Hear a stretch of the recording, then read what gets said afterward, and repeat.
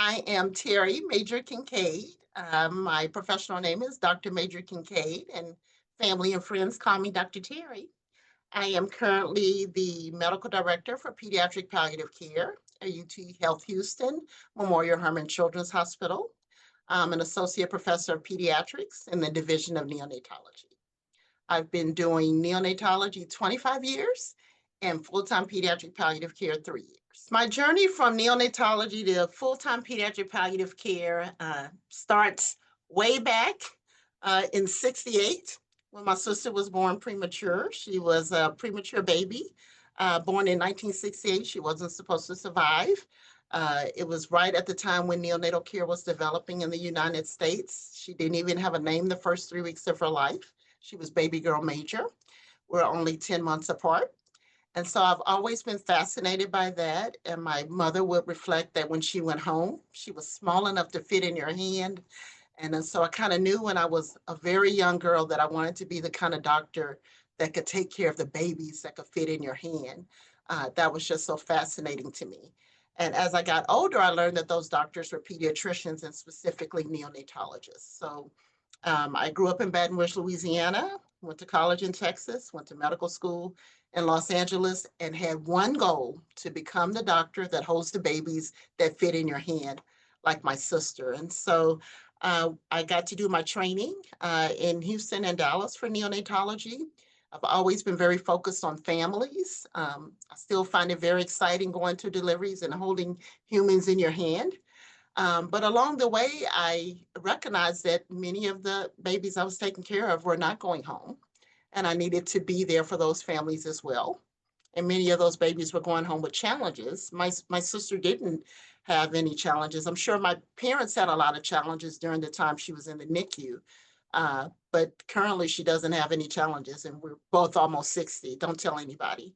And so I found that I had a gift for sitting with families who were going to be saying hello and goodbye. I had a gift for embracing silence for families who were navigating really hard choices.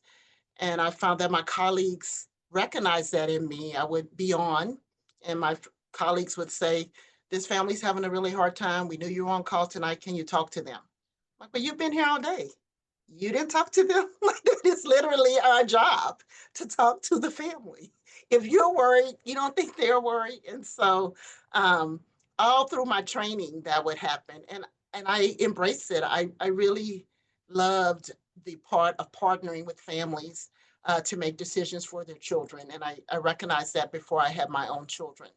So I finished training in neonatology in 2000. So 25 years this year that I've been a neonatologist, but pediatric palliative care, specifically neonatal palliative care or perinatal palliative care, they didn't exist as a specialty then or a niche, but I knew that that was something that I was interested in. So I kind of just like carved my own path, making sure people knew that if there were families who we were having difficult conversations with or having to navigate complex decisions, that I would be more than happy to partner with those families to make sure they were making the best decision for their child. Following my training, I sought additional opportunities. I went to Harvard. They had a palliative care education practice program, kind of teach you the basic concepts of palliative care. And then I went on to Dallas and started several neonatal palliative care programs in our hospitals in the community. I started looking around and I'm like, do I want to be running to deliveries when I'm 60, 65? I don't think so. What do I really want to do? And what I really wanted to do was to continue to partner with families for the journey. And even though I love neonatology, so many of our babies were being discharged with different types of technology, and I wasn't seeing them. And I always wonder, are they doing okay? Did they get enough information? What could we have done better for the next family? Because they're the ones to teach me that. It's not in a textbook. And so I had a lot of conversations with my husband, had a lot of conversations with God, had a lot of conversations with my friends. And like, am I really going back to training? I am 52. So I thought about it for another year. And finally at 54, I was like, okay, girl, it won't go away. You're going. And so I went back for formal training in pediatric palliative care. At age 54, had the pleasure of going to Texas Children's Hospital and being trained by Dr. Kong and her team there. And it was the most wonderful, magical year because training was so different than it was in the 90s. And training in palliative care is very different than training in neonatology. And I learned the art of slowing down. I learned the art of being intentional.